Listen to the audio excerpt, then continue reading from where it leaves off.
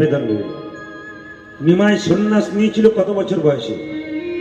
বাবারা বলবেন না মায়েরা বলবেন? কীর্তন শুনছেন বহুদিন ধরে। নিমাই সন্ন্যাস নিয়েছিল কত বছর বয়সে? 13 বছর বয়সে। যাক, আপনাদের ভক্তিতে আপ্লুত হলাম। আমি যখন 13 বছর বয়সে বললাম তখন দিব্য আপনারা হ্যাঁ হ্যাঁ বলছেন। 13 বছর বয়সে নিমাই সন্ন্যাস নিয়েছিল 24 বছর বয়সে। নিমাইয়ের দুবার বিয়ে হয়েছিল।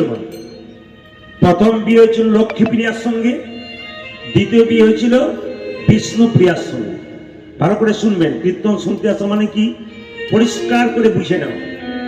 আপনি যে কীর্তন শুনবেন বাড়িতে গিয়ে হিসাব করে দেখবেন, আমি যে শুনলাম আমি পেলাম কি, আমি কি শুনলাম।